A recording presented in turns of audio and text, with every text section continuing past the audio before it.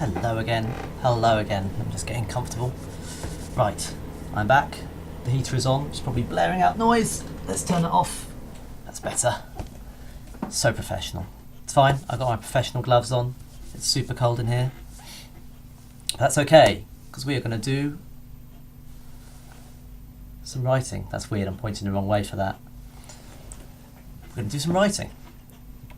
We're going to look at the Tomb of the Golden Child.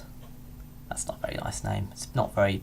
Well, I suppose it's quite good. It's quite specific, but it's not very evocative, is it? Anyway, last part we talked about my adventures. We talked about how I've changed stuff like this, all of this malarkey, all of that, into something more like this. A bit neater, a bit tidier, a bit more concise, a bit more handy for the GM, a bit more useful, a bit more direct for the players, a bit more evocative. Talked about the basics of how I go into doing something like that. We talked about something called Squire, which was stakes. What's at stake? Questions. What's important to the players right now? What's important for the player characters, I should say, right now? What's going to be important for the next couple of sessions? Understandings. What things are we going to take for granted that the player characters already know? Rewards, which is what they're going to get once they do the thing. And encounters or enemies. What's going to be in their way? What they're going to have to face to get their rewards, their eternal rewards. Obviously here I was just being clever because this is blatantly just Aladdin in Dungeon World Adventure format. So we talked about Squire, and then I just finished off the last session by saying we were going to talk about the Tomb of the Golden Child, which is an old adventure I did back in 2014, a Halloween adventure and featuring mummies. It's basically a spooky pyramid at the time. It was okay. The playtest, I recall, went okay. I played one playtest of it with my lovely girlfriend Amy, who's probably watching right now. Say hello in the chat if you're watching right now, Amy. I remember we played a playtest of it, and Amy was saying, yeah, it was okay, but it was a little bit by the numbers. It was a little bit blow by blow because I'd had a lot of fun writing it. I'd had a lot of fun writing the various zones and locations, and kind of treating it with more of an old school D&D feel where, you know, you're saying, okay, and then they come to the super scary room, and these are the reasons why it's scary. And in the left corner, there's this scary canopic jar. In the right corner, there's this mummy, and it's going blur, and so on and so forth. So you'll see in here, and this is quite an old PDF now. I couldn't find the original file, but that's okay. There, it's quite big text, so that's a bit of a cheat right there. Hello, Amy. See you in the chat there. And yeah, so big text, bit cheeky. Random tables, they're good, don't get me wrong, but they're also a fairly strong sign that we're seeing a lot of random encounters and stuff going on here. This isn't so improv-y anymore, doesn't feel so dungeon worldy anymore. Big scary picture, which it still looks pretty cool. And then here's the big thing, loads of locations, and it's like one of these rooms' walls has these magic gems on it, and it does this and it does that, and here's the baddies, and so on and so forth. So not a bad adventure by any stretch. Oh, and fronts as well, last of all. Like there are not one but two fronts going on in this adventure. That's not really ideal. Like, we've talked about stakes, we've talked about, like, there's a few questions we're gonna consider. That's what's at stake should the players completely fail in this adventure, like what might be fed into your fronts, Mr. GM, but we don't necessarily need to be talking about like Buddy's failed escape. That is not a front. It's a implication of what's going on in this adventure. Buddy is Buddy. Buddy is the result of me not having a name generator to hand apparently, and B, Buddy was I think he was like a torch bearer or a lighter boy, basically, who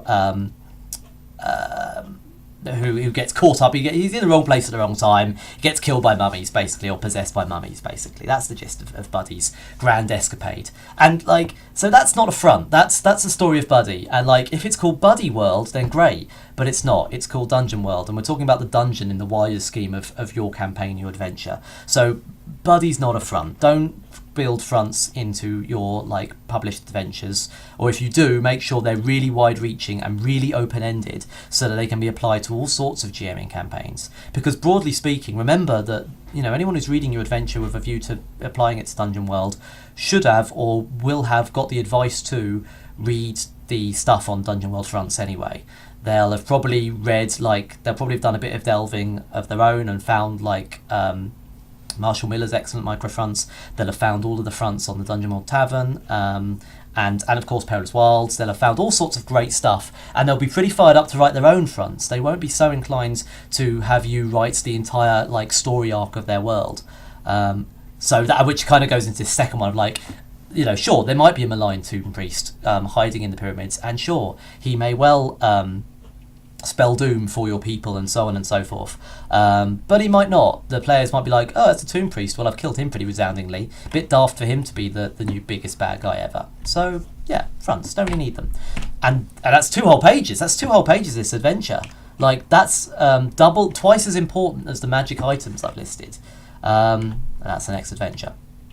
Well, how many pages do we have? We have 1, 2, 3, 4, 5, 6, 7, 8, 9, sort of 10, 11, 12, 13, 14, 15, call it 15. 15 pages, that's a hell of a big adventure by modern standards. You'll have noticed this about a lot of my adventures. They've gone from 15, 16 pages down to 12, 13 pages, and nowadays the page count tends to be about sort of 7 or 8.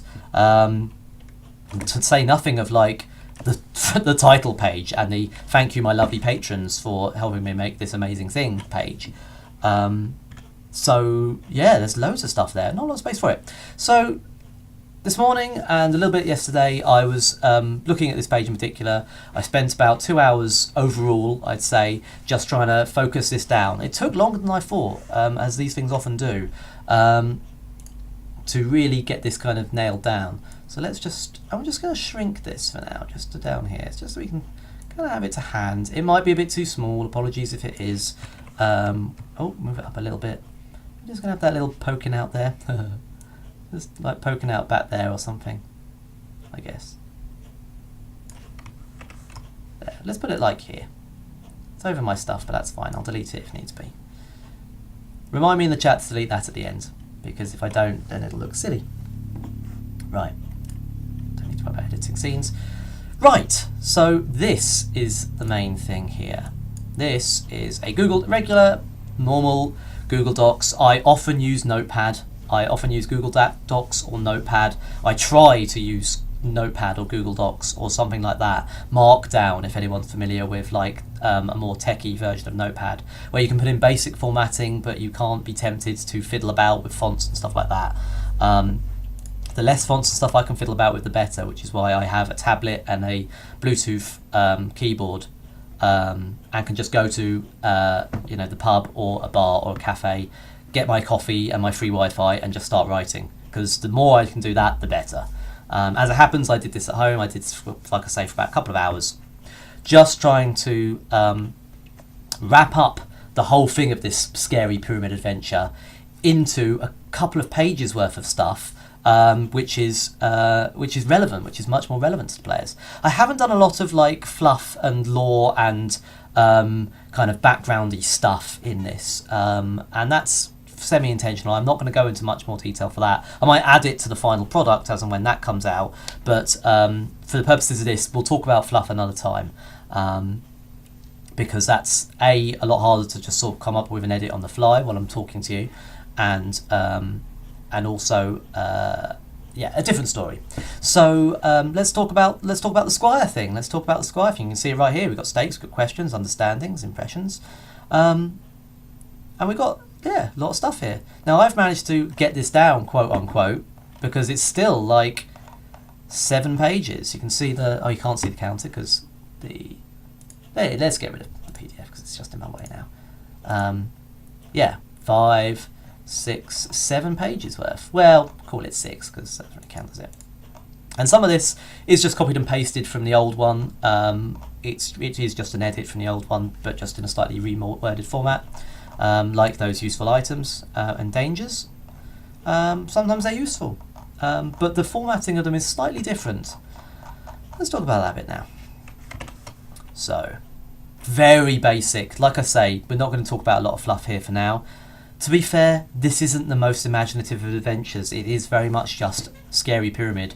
That's not a bad thing in itself. It might seem that way, and it's not the only thing you want to be doing, of course, but you know, everyone knows what a pyramid is. Everyone knows what a mummy is. Everyone knows that, you know, pyramids and mummies go together, and that you're probably going to see hieroglyphs and scarab beetles and rich jewels with a terrible, terrible price, and ancient dynasties and that sort of thing.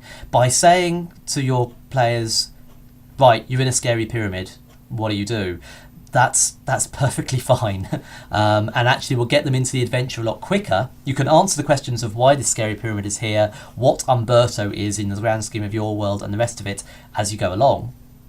But you know, it's not really necessary to be like, the pyramid of da-da-da has been here for 600,000 years, and so on and so forth.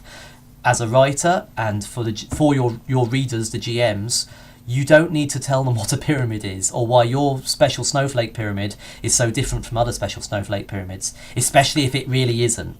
So in writing this, I realised that, hey, this is just a scary pyramid. It's a cool, scary pyramid that's going to be a fun evening's entertainment of running around, setting mummies on fire and grabbing as many jewels as possible before the mummies get you.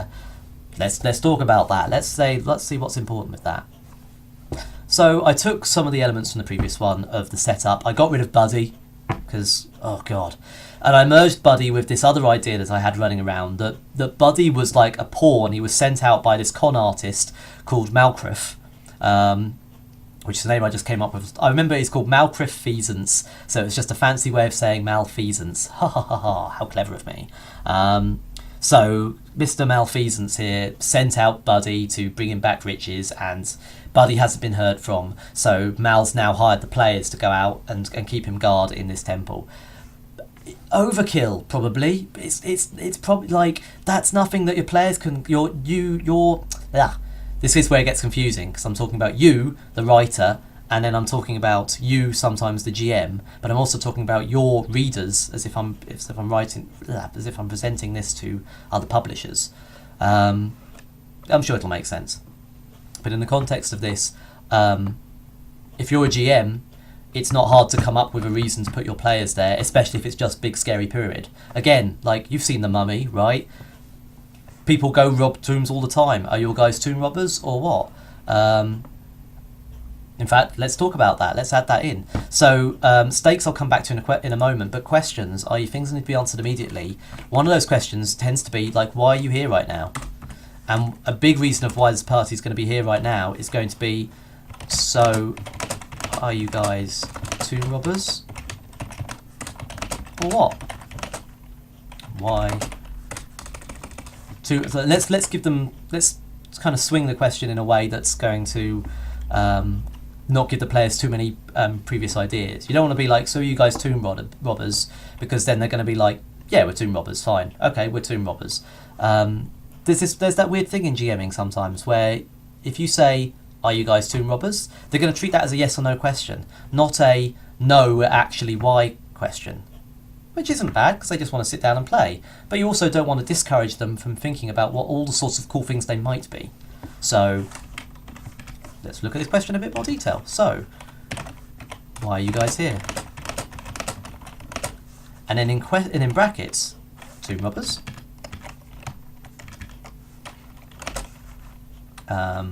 Druidic protectors of the desert, right?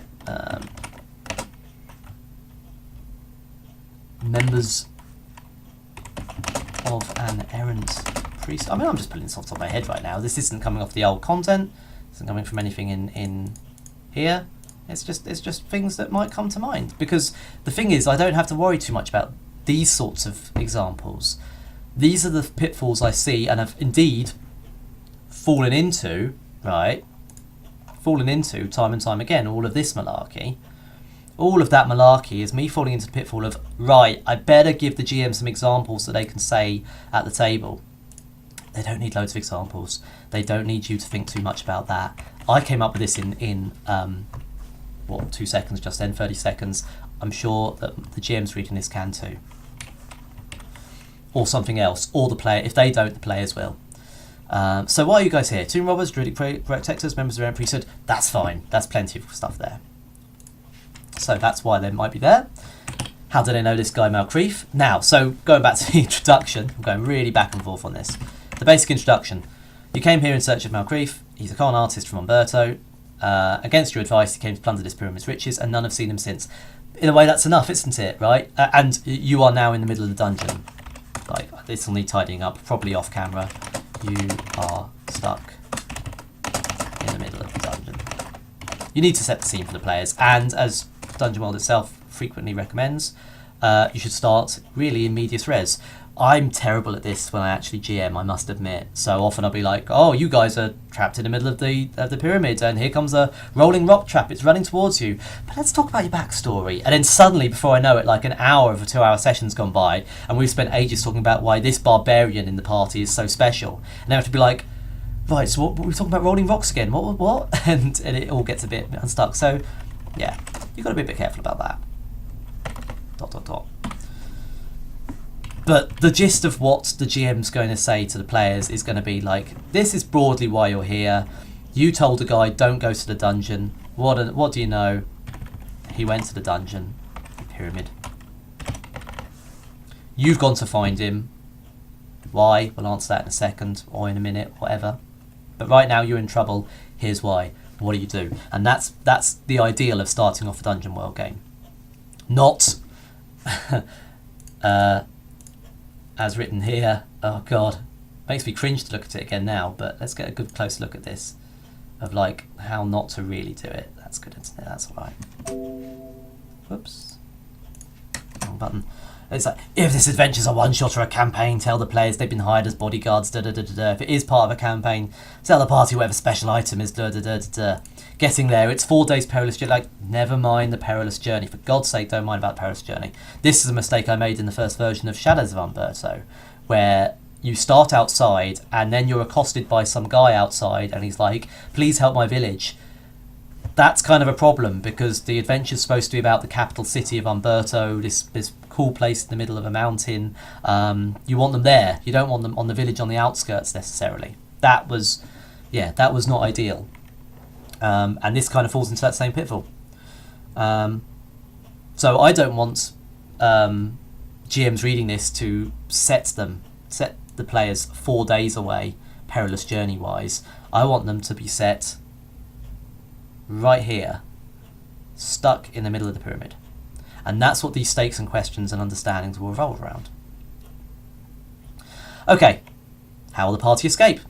That's an obvious stake. If they don't escape, then they're doomed. TPK, rocks fall, everyone dies.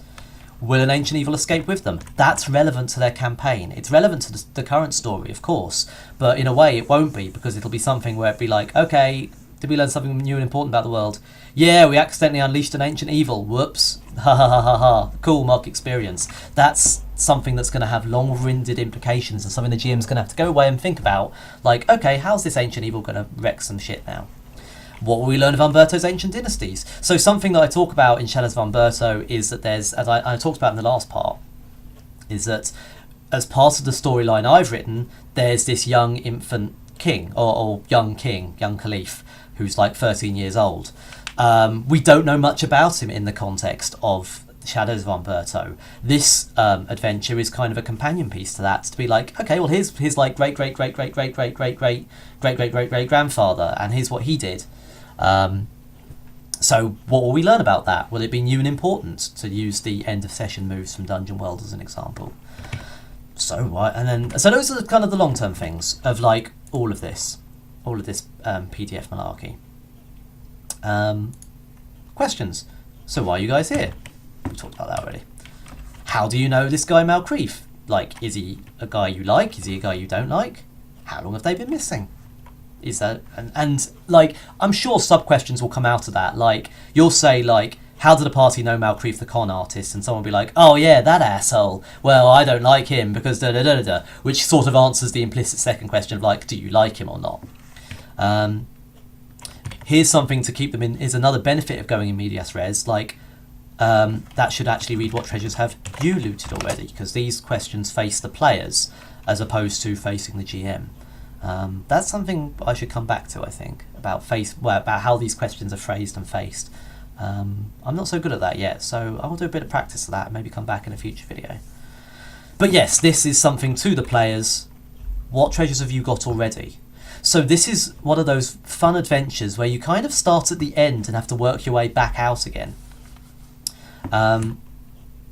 What treasures have you lost already? So like, and why not keep it open-ended? They'll probably go, I don't know. And you don't want them to feel like it's too open-ended. So I probably would have to put some examples in, like see rewards, like which aren't actually here, but they are at the end. So we'll come back to that. This is one of those adventures where I have written a few magic item rewards because, hey, it's a big pyramid that hasn't been opened in eons. So sure, there's plenty of magic loot looking around, any one of which might be your memorable treasure. So yeah, that you might, most likely, if you ask the players what treasures have you looted already, one enterprising soul or two might be like, yeah, we've found the talons of Zuranzar and they do this and that and t'other. Or they might be like, oh, I found the magical sword of +10, I'm super uber cool now. In which case you as the GM's got to step in and say, well, okay, but actually how about this? And if no one knows, then there's a page worth of rewards at the end of the book. And finally, how did you find your way in? That's kind of important to answer in the short term because that will probably lead to their way out again. Most likely they will try and retrace their steps. Understandings. Like, these are things that when they come up, the players will just know. The player characters will be like, yeah, of course you know that the Golden Child was one of the desert's oldest pharaohs, because you're not going to go into like the tomb of the Golden Child without at least doing some research and learning about that. So yeah, like the players know that already. To your knowledge, no one's been in here for centuries. That's something related to like oh, actually that's a point. That's something else I haven't put in here, is that against your advice he came here to plunder the pyramid's riches. There's kind of an implicit question in there of like, how did you know about this place? Which I think is worth mentioning in the questions. How do you know? Or how does one of you know about the pyramid? Why did you tell my brief? We're quickly getting into like quite over the top details here, and maybe I'll take another look at this tomorrow, fresh light today, and be like, actually I've gone into too much detail on this whole Malcreef thing, I'll dial that back down again. But that's why this is in a Google document and not like an InDesign file, right? So yeah, there we are. Understandings. To your knowledge, no one's been in here for centuries. This is only one of a few that's still intact.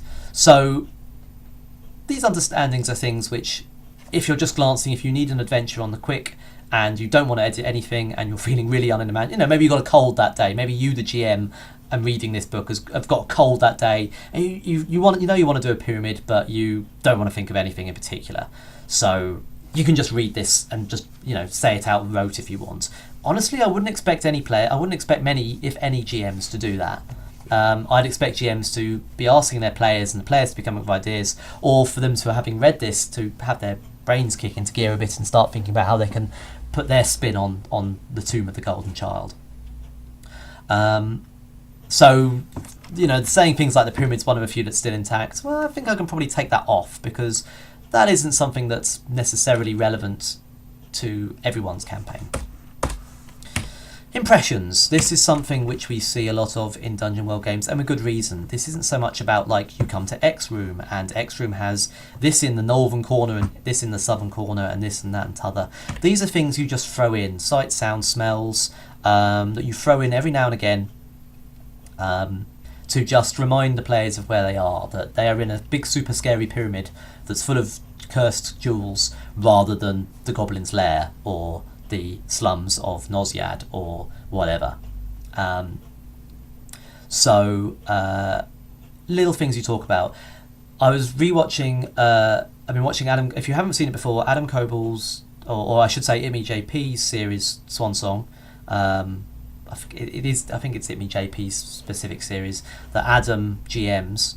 I was watching that from the start. I've just started watching that from the start because I've seen drips and drabs, and I was watching one of the earlier parts, and he did something in that which I thought was a really good impression, right? It was a scene in which two of the characters are in a kind of a planet. It's a sci-fi series, a bit like Firefly, for want of a better term. And two of the four characters are running around a slum-like place that might be a little bit like Dubai, a cyberpunk Dubai, say. And this is a setting where you've got like psychics running around willy-nilly, and cybernetics and stuff like that. And Adam described a scene where two of the characters are running around town doing their own thing, and they come across a beggar with like a cybernetic peg leg. He's just like, he's got bionics, but they're all, you know, messed up, and his brain's all like big and leader-like from the Hulk. It's all, you know, big and radioactive and glowing, and you know, this guy's clearly ballsed up, and he's got a little sign that says like, you know, spare a few credits for a aging for a poor psychic. You know, need money for meds, that sort of thing. And when one of the players inevitably gave him, you know, a 10 credit stick or whatever, the psychic gave that guy a telepathic good feeling. He gave him a good feeling, and then I think, if I remember right, Adam passed it over to the players. He said, "Okay, what's your good feeling?" And he's like, "Oh, my good feeling is like, you know, ale and whores, blah blah blah blah." And the other guy's like, "Oh, my good feeling is like spending time with my family. They're all dead now." I'm paraphrasing. I'm really sorry. If DJ Wheat or Stephen Lumpkin, I think your name is, if you're watching this and I'm completely forgetting that, I apologise. But that was the gist of it. Is, you know, and that's an impression. That is something that he may have thought of. Adam, the GM, may have thought of before, or he may have thought of there and then. But it was something that definitely gave a good impression of the world. And you would sum it up in a sentence. If he did have a document, I imagine he summed it up in a sentence like, I don't know, telepathic beggar with who can pass on good intentions, or something like that, right? Something like that. It's an impression. It's something you throw in, and it just adds a nice bit of colour to the world. You want loads of those. You want as many of those as possible, really. You don't need to... GM, publisher writing this, you want to put in loads of impressions, because your readers, the GMs, will use them as needed, I would think. I think you could have a page of them, and they might use 1, they might use 10, they might use all of them. The more of them they use, the more evocative the scene's going to be. But the GM's going to have the sense of when they want to put those in. They're very, very... a very, very good example of what makes a good Dungeon World game, is these general sense of impressions. They really do sum up what makes a Dungeon World game more fun, in my humble opinion, than your D&D or Pathfinders. Because by definition they can't be blow by blow. And you should, you know, if you're writing adventures like these, it's important to capitalise on that. It's scary in some respects, because as a writer you do want to give them that blow by blow account, and it's actually quite fun to write the blow by blow account, to be like, oh yeah, and then there's an orc hiding in this hallway, and there's this happening here. And I do go into a bit of detail in that in a little bit, but you know, they're not going to be able to read all that on the fly, so don't give it to them. And it's really annoying when you have all this stuff to read, and you know, you're reading it through on the page, and it's like, yeah, but where's all the important stuff? Yeah, but where's the thing I really need? Yeah, but where's that? Where's that? You know, it's like, yeah, I can't, but where's the thing I really need right now? It's harder to find that if there's loads of your funky purple prose fluff in there. So, yeah, dial it in sometimes. Anyway, where were we? Tomb of the Golden Child. We did have loads of this. All this guff. I want to turn all of this into something that reads a little bit more easily, and we're going to do that with Squire. We've done stakes, we've done questions, we've done understandings, we've done impressions, we've done rewards, because actually they're in the old version and I've just copied them verbatim because I was pretty pleased with them. Don't have to reinvent the wheel. Where were they? Useful items. Pretty concise. Nice little table. Semite spyglass, local map, blinkstone, barracks cane of close encounters, arrows of the asp. Yeah, all suitable things you might find in a ancient Egyptian, Umberton pot, or sealed in a casket somewhere or whatever. So that's all good. So there's your rewards. And encounters, so I've talked about encounters in the old one. because I've done things like this furnace priest thing, and Sobek, the big alligator, and gem elementals, and that sort of thing. But the problem with doing them kind of blow by blow like that is it's harder to pull them in when you really need them. When it's like, actually, I know that you've written this adventure. I know this is the GM, the reader. I know, Mr. Publisher, that you've put this giant alligator profile here because you expected my players to find the giant alligator in the giant alligator part. But hey, actually, it was much more fun to have him burst through the wall at an unexpected moment. And now I can't find it. That's the sort of, happens in milliseconds on the game. But it's the difference between the GM going, yeah, okay, and then you find the alligator, and he comes at you, and he's bursts out of the wall, and he's doing this, and he's pretty big. What do you do? As opposed to being like, and then you do this. I didn't give that a very good example because I'm terrible at scouting through my own stuff, but you get the idea. It's like it could be 30 seconds difference, and it's like the difference between your players checking their phones or not, sort of thing. Even getting a phone call or not. We talked about rewards. Let's talk about enemies real quick. Malkref, the guy you came in to save. Here's the twist, if you like, that Malkref is dead, and as is very immediately made clear by reading his description, he's a corpse.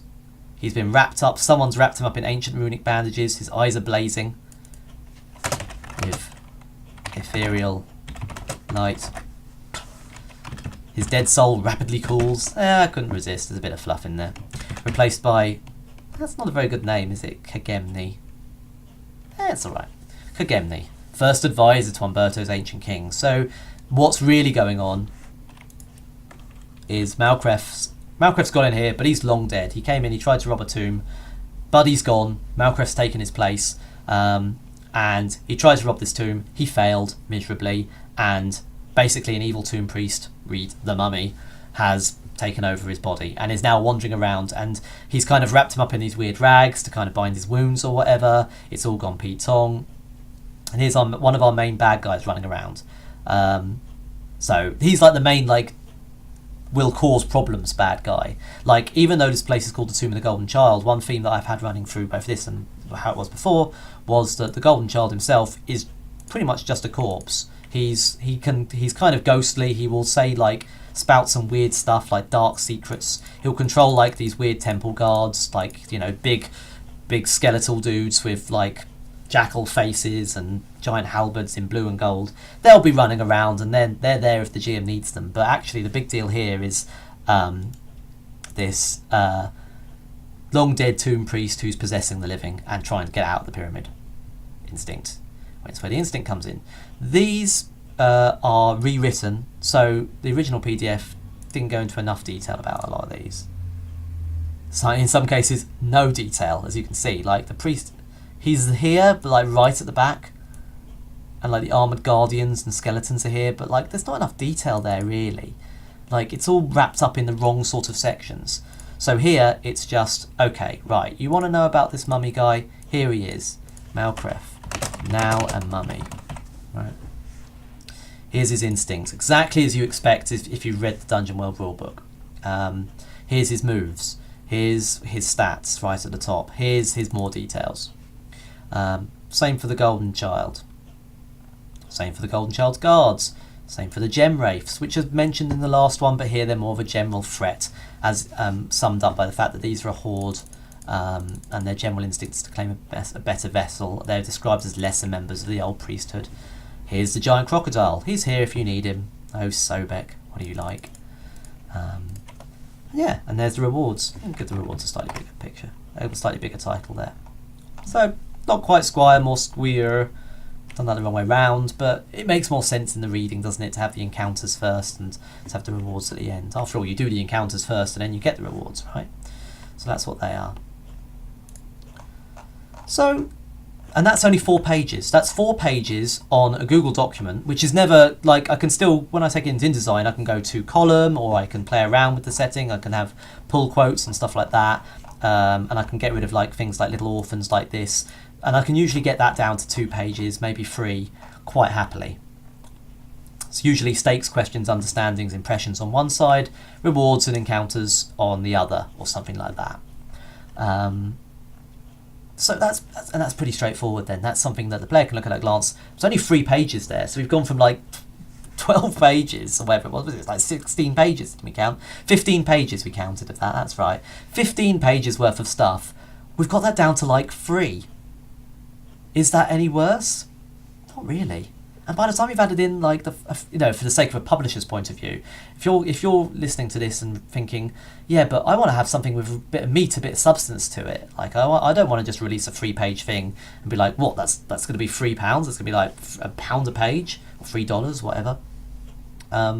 You're right. You're absolutely right. So that's why it's so important to like support your local artist and get some really cool evocative artwork, or if you're really really cheap or on a time constraint, like I sometimes am.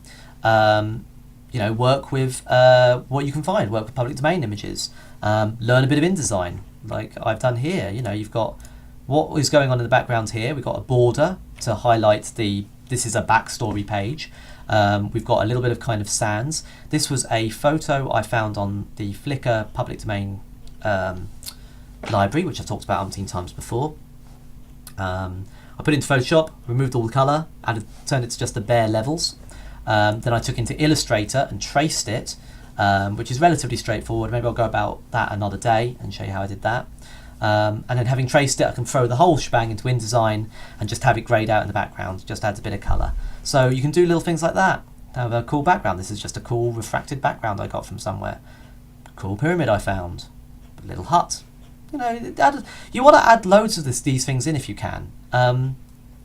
So one of my favourite designs of stuff is Red and Pleasant Land. If you've not seen that, it's easier to show you the book than it is the PDF, because the book itself sums up how good it is. Here we go. Excuse me. Excuse groin. Here we go. I'm back. Red and Pleasant Land. Lovely looking book. Looks and feels like a storybook. Done by Zach Smith, I think it is. Zach S. He goes by online. He's a fine artist by trade. That's one of his pictures. Does these cool Alice in Wonderland style things. Amazing evocative map on the front cover there. And it's interesting because even though this is such a thick book, like a lot of the ideas I've picked up over the years and a lot of my understandings, my personal understandings of how to present a compelling adventure for a prospective GM have actually come from stuff like this, where even though it's a huge book, that's just because he covers so much stuff. And yeah, I mean, his locations are quite blow by blow, but they're also written in a language which is very concise. And I'm just going to show some random pages here. I'm just turning the pages at random, and you can see like every page you look at, there's a little illustration somewhere. There's a little logo or an icon or a little scribble. And yeah, I mean, I'm not going to say it's overkill, because I think that's exactly the amount of imagery you should have in a book if you can. But I will admit that you can't always have that many adventures, that many images and everything. Life is too short, and sometimes budgets don't stretch and timeframes don't stretch. But you should aim to have as much kind of illustration and stuff kind of dotted around as you can. Just little things, just to catch the eye, just to remind people this is a bit more evocative, if at all possible. That was a really long diversion. What were we talking about before? We were talking about... is anyone still left in chat? Who have we got here at the moment? Don't know. Well, if anyone's still in chat and can just remind me what I was talking about, please just remind me what I was talking about. We talked about design, we talked about Squire, we've talked about... oh, that's right. So like getting down from like 2 pages down to... getting down to 2 pages from like 1516, or 2-3 pages from 1516. And by the time you've added in these nice illustrations and nice things that turn it from just a Google Doc that you've cranked out relatively quickly to a presented piece of work which has been published, that'll beef up the numbers a little bit. You'll have a couple of pages of really concise content that doesn't have much imagery on it. Then you can have a nice, cutaway picture, which is a lot of summing up. I've kind of tried to do that on here. So here, let's look at this in like 2-page mode. This is book, that's not book mode, that's book mode. There we go, that's book mode. So we've got like front cover, or inside front cover, 2 pages there. You can see I've put the little skull in to try and keep a little bit of background in. Bigger skull there because it fits, but not a lot of stuff on this page because these are our, you know, GM basics here. Nice bit of stuff on the side just to kind of show this is what the city kind of looks like at a glance. And then we've got quite a lot of text on here, quite a lot of text in quite block format, but that's okay because that's quite easy to read. And then we finish with a nice picture at the end to kind of sum up what we've just read about. So you do like essay and then big picture, and then you try and do lots of little pictures like that just to break up bigger blocks of text. Now, I'm sort of running out of time here because I realise I had the idea of this being like half an hour. We're already into 40 minutes. So I'm going to talk about this next part relatively quickly. Let's come back to the PDF here, to McCollum Child. Had 15 odd pages of stuff. Great. Not so useful in play. We've got that down to the bare minimum of useful stuff in play, I would say, by having Squire, having your stakes, your questions, understandings, blah, blah, blah. There is more, though. There's more that you can add in as a writer, as a publisher of stuff that will help. And a lot of this is thanks to the wonderful Jason Lutes for presenting it in Perilous Wilds. He presented it originally, of course, in his first adventure, Servants of the Cinder Queen, which I know he wrote relatively quickly. He was like, wow, this stuff's really amazing. Let's crack this out nice and quickly and get some really good content in there. And that was the basis. When I read that like, I actually forget when he released that, but I bet it was before. I bet it was like shortly after when I released this one. When I released this one here, because very shortly after Servants of the Cinder Queen came out, I'm like, hey, I need to make my adventures more concise. And that's like around when I started going from like 15, 16 page counts to like 11, 12 page counts and summing it up. And that's, I saw a lot of his stuff. He's got like areas and impressions and stuff like that, which kind of ties into the stuff which I eventually have called Squire. Now, those are my basics. There's a few more that I like from his, which I've added in, kind of re-added in since. I imagine 6 months from now, I'll have a different acronym. It'll be like SPLIERG, and it'll be like, that's now all this thing and those things and that thing. We'll do a follow-up story for that. But what we have got here, we've done my rewards. And then after the rewards, we've got Perilous Wilds style, dangers and discoveries. So, Perilous Wilds talks about a couple of things. It talks about summing up a whole region, i.e. like Umberto, the Iron Desert, of a whole region where you're going to spend an entire campaign. Excuse me. And it talks about developing dungeons more or less on the fly inside those regions. So it talks about creating like Umberto, the Iron Desert, and when you create it with your players, you might roll on tables to find out what's inside there. You might talk through it with your players, but you might just put a dot on the map and be like, there's the scary pyramid, and your players will come back to it later on. That's the sort of expectation you might have if you're playing a Perilous Wilds style exploration game. So this is the drill down thing, that the Tomb of the Golden Child is the drill down thing. It's talking about the dungeon, and in the dungeons, let's see, it should be in here. Making monsters, discoveries, steadings, dangers. Plumb the depths. Here we go. If you've got this, turn to your copybooks and look at Plumb the Depths, which is talking about now. I differ somewhat from Jason on this, that he's got a lot of random tables to be like, okay, so roll a 1d12 to work out if it's a big dungeon or a small dungeon. I'd be more of the assumption of like, well, the dungeon's as big as it's going to be. Like, if you've got 4 or 5 hours to play in, then your dungeons are going to be bigger than my dungeons are, for example, where I tend to only have 2, maybe 3 hours to play in. Both will need like, you don't want to be spending time making up this shit at the table, which is kind of what pure Dungeon World gameplay is kind of like sometimes. But I don't think you have to go quite as blow by blow in working out the scales of the dungeon and stuff like that. But the key thing that he does include in his dungeons and his areas are dangers and discoveries. Even in that, often the two overlap, that a discovery may be a danger or it may not, depending on your context of your situation. and like the pacing of the game and whatever. So I've included that here. Oh, I've also included connections twice. I've included that here. We've got connections, we've got discoveries. I will talk about connections very briefly, so just hold that thought on discoveries. Connections is another thing which is introduced. He introduces this in Servants of the Cinder Queen initially, where he's basically done a Squire type thing for like 10 different dungeons. It's really, really good. If you haven't got Servants of the Cinder Queen, if you haven't got Servants of the Cinder Queen, haha, pick up Bundle of Holding and start reading that. I believe it's not in Bundle of Holding. However,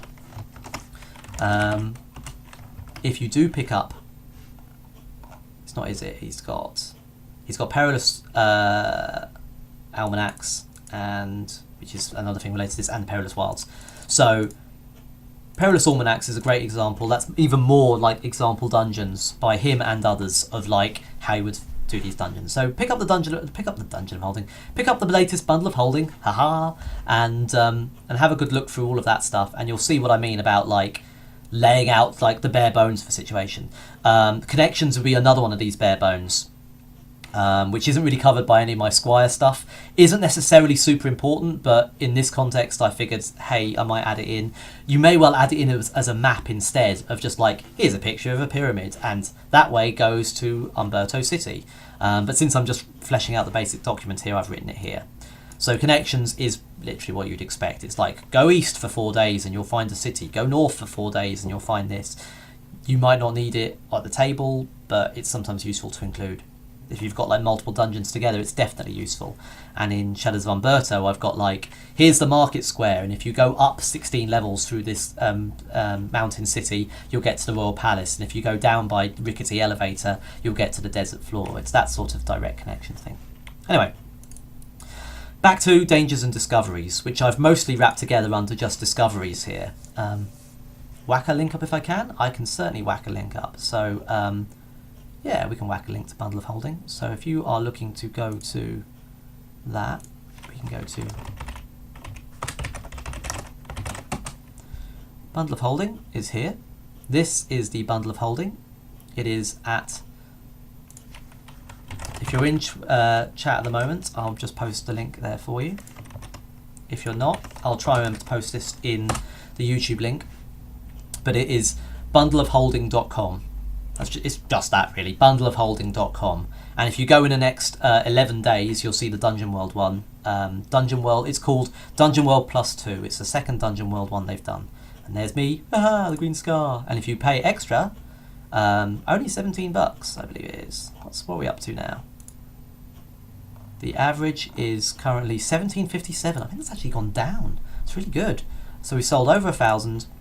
Contributed over 18,000, much of which is going to go to charity, which is fantastic. The rest of it's going to go amongst all these lovely people.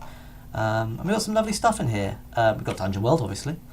Iron Edda, we've got Plague of Storms. Dangerous Space Jail, it's good fun that. There's my one, the Green Scar. Then we've got Perilous Wilds, so it's like, you really want the threshold for this. You get some really nice stuff in the basic one, and obviously you get Dungeon World itself.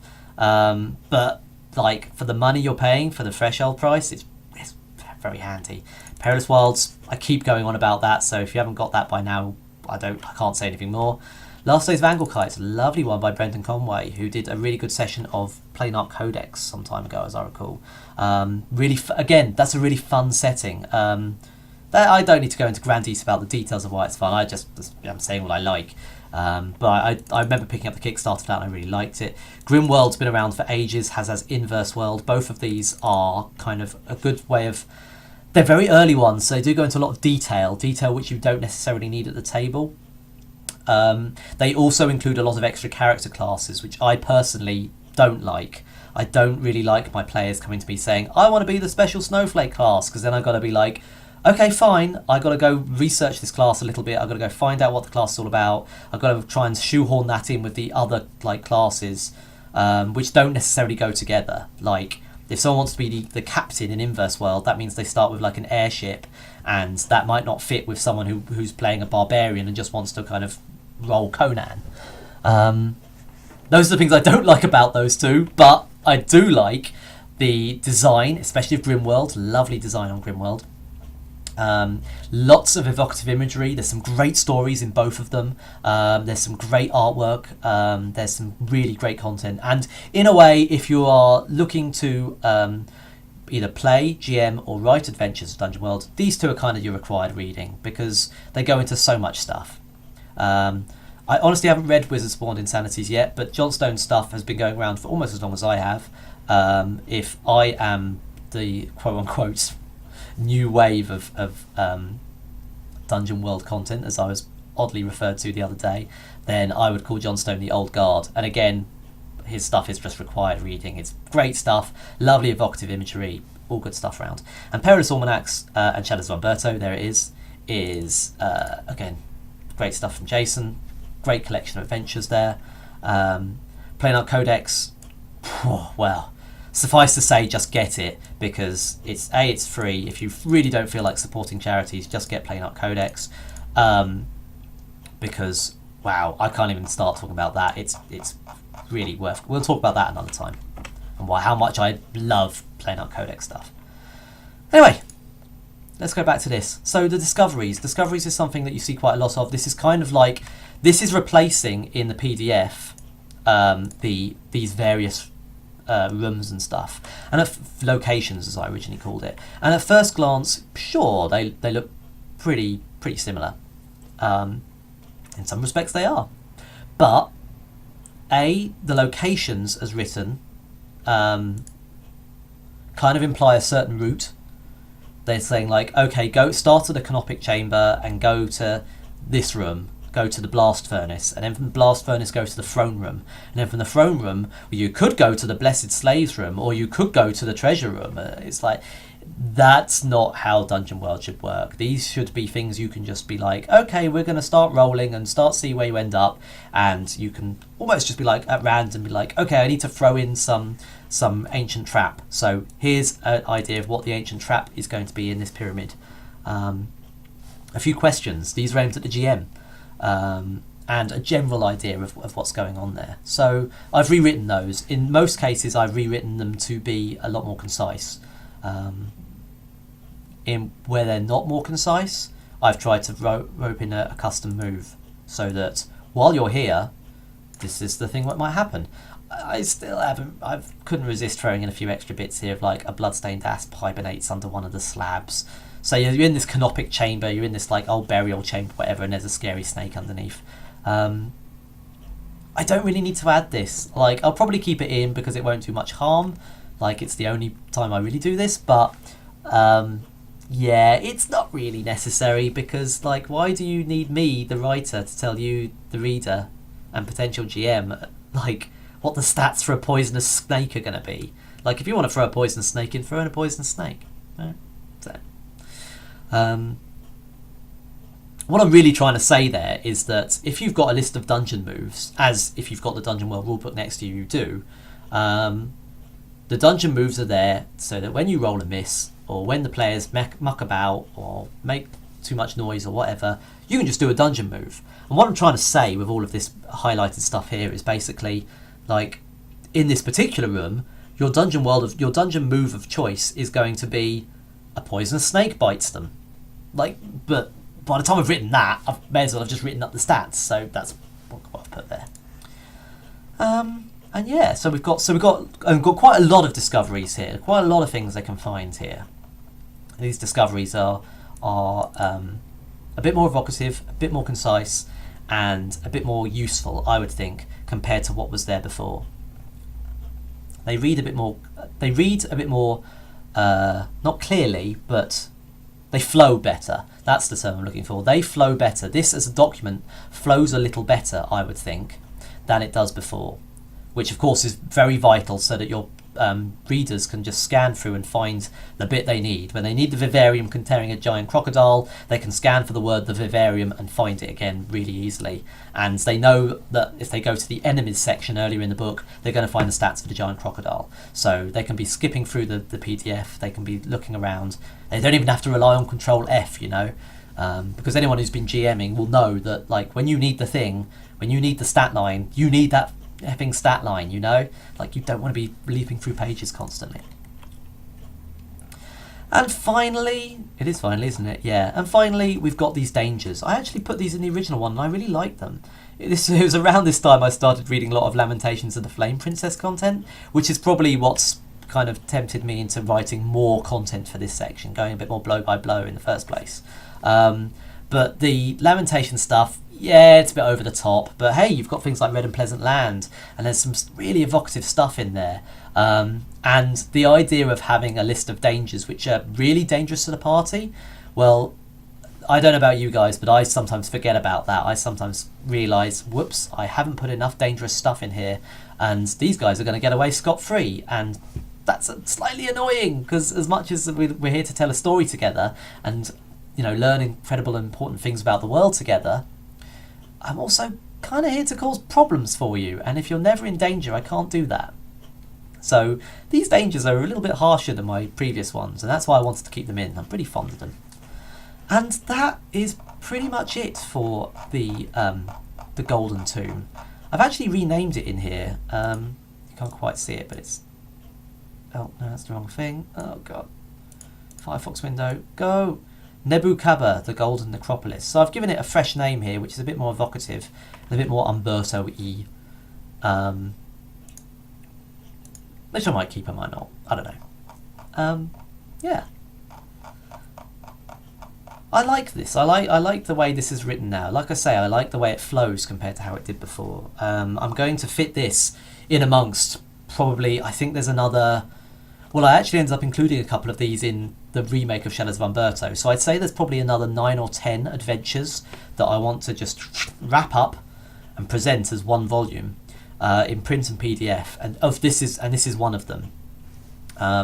So I want to do this I want to do this here, all of this fun stuff, like another 9 times, I guess, for all of my other previous desert-related adventures. There was one in another pyramid, which was more of like a ziggurat that was full of infected fungus ants, after I, read a lot about The Last of Us. There was one about... there's one that's set after Shadows of Umberto, which is talking about the potential princess, the potential bride of the Caliph, arriving to Umberto. So that's kind of the one that's set outside, which I could talk about a lot more detail about, kind of what's just beyond Umberto's gates, without going into the full regional stuff from Perilous Deeps. And there's all sorts of other ones. So I'm going to get those all kind of summed up into a nice, concise book. The aim for that is the end of January, like the next couple of weeks.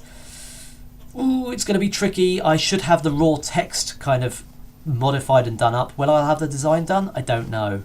I'll try and release it as an open beta, and we'll just see where we end up. I've talked for way longer than I expected now. I can't believe it's like 6 o'clock now, 6:15. So I'm going to sign off here, and what we'll probably do another time is talk about... haha, you can't see that because I haven't got the window open. This one. This would be the one I want to cover next, and I think I'll cover this on stream and get it recorded, get it posted up, is that we're going to take this adventure, The Well of All Souls, which is another, on the face of it, very similar adventure, in that it's kind of like, it's a crypt instead of a pyramid, but it's still like your desert adventure in a dungeon, right? There's loads of stuff in here. This one is more concise than the last one. It's a bit nicer. But as you can see, there's lots of content in here. And I don't know... Ooh, hello, missus. I don't know how much of this we want to keep in. I don't know how much we want to present this in a new way. But I think we should look at that together on stream and see where we end up at. And then we're two adventures in. It's a good... One benefit of looking at it like that is it means I can kind of compare and contrast. You'll be like, well, okay, in the Scary Pyramid story, we talked about this stuff. So what can I talk about in this adventure, which is similar but different? And then we start to build up these ideas of, even though these adventures happened at completely different times, they were like, there's like a year of time differential, I think, or maybe like 6 months differential. Between these two adventures coming out. They weren't linked initially, other than a lot of buzzwords being the same, but hey, we might be able to talk about that a little bit, and that might be where kind of the stakes come in and things like that. So I think that'll be for a future event, or I won't, and I'll just post it and hey ho. But yep, all exciting stuff. I hope this has been useful. I'm going to sign off here then. I hope this has been useful. If you've ever been interested in writing your own adventures and wants to know how I did it, I hope this has been a useful insight. If there's more questions, joebanner.co.uk, you can find my old adventures there. You can drop me a line there. Better way to drop me a line is to, well, not that one. This is getting so confusing. Google Plus. Hit me up on Google Plus. That's like my social network stuff. I don't use Twitter. I don't really use Facebook. I use email and Google Plus. So hit me up on that. Drop me a line. Please say hello. Please say what you liked about this video. Please say what you didn't. You can leave a YouTube comment if it's on YouTube, but most likely I won't read it. So email me or Google Plus. If you like what I'm doing, if you want me to do more of this stuff, I have a Patreon. You can pick up, you basically get first, long story short, it changes sometimes from one month to next. It does depend on my workload, but the gist of it is you get first glimpse at adventures I'm writing. You get to see new stuff first before I update the website. I tend to update Joe Banner kind of en masse. So I will kind of release like October, November and December's PDFs will all end up on joebanner.co.uk in December, like when I'm doing like a summing up and tidying up the website sort of deal. But if you go to Patreon, usually you can download them for free anyway, even if you're a member, or whether you're a member or not. But when you're a member, you get to see them first. You get to comment on them first. Your comments get seen by me when I'm still kind of, when the idea is still fresh in my mind, and therefore they're a lot more likely for me to do something with them. And of course, you get that warm fuzzy feeling of knowing you're supporting me doing great stuff like this. So yeah, drop me a line. Let me know what you're doing. Let me know how I did, and I will see you all next time.